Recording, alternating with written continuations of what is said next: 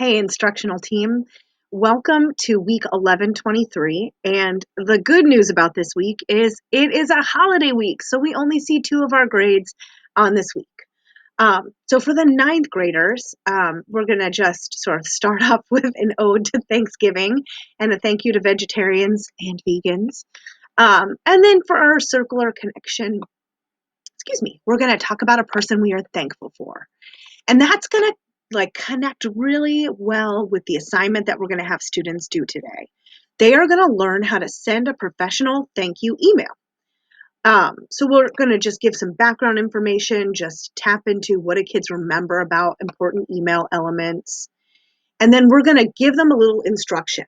When do you send a professional thank you email? And then what do you say? And I've broken it down into three specific areas: opening, a very specific and concise thank you, and a close to help the students. And I might even hold up my three fingers to give them a little visual. For some students, that really just helps. They can even hold up their fingers once they see you do it. They might be doing that themselves just to help them remember. And then we're going to look at I have 4 examples of professional thank you emails, but know that you can decide to look at just 2 or 3, whatever suits your fancy and suits your time frame. I'd rather provide you with more than less.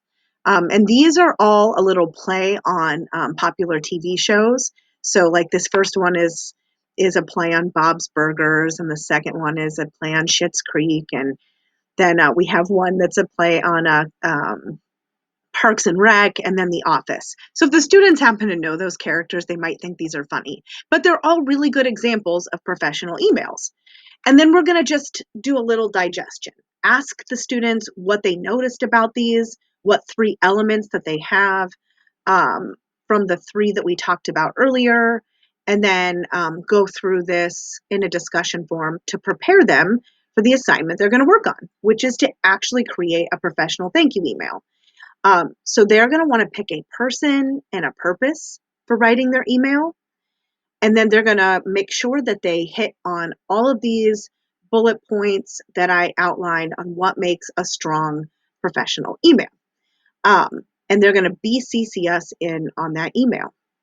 And then when they're done, they're going to start in on their Excel assignment. And that's really what my goal is that we're going to have some time to work with the students on their Excel assignment in the job team meeting, because they actually have a catch-up day for OnBase, and there is no exposure block planned. So literally this day is all about getting our freshmen caught up. And we can even congratulate the students who are all caught up. You get to relax, right? You get to pat yourself on the back and celebrate you. And the students who are not caught up, you have to put in the time. So here is your time. All right, so that is our freshmen. For grades 10, we're going to start very similarly, a little ode to Thanksgiving. But what our sophomores are going to do is today they're going to create their resume draft. So we are going to finish up with our last 4 key elements of the resume: their achievements, their work experience, community service, and skills.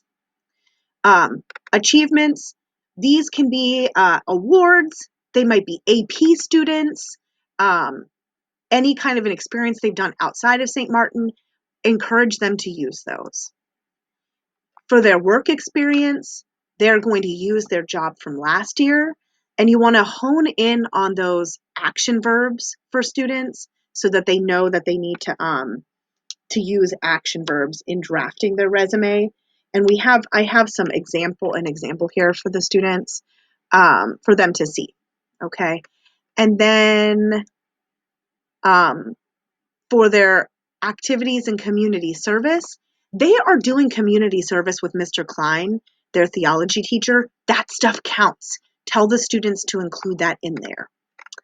And then for their skills, they do have Excel and OnBase experience and proficiency. They want to include that stuff in their skills. So what the students are going to do is they're going to take that time, draft all of their resumes, and I will finish this in the next video.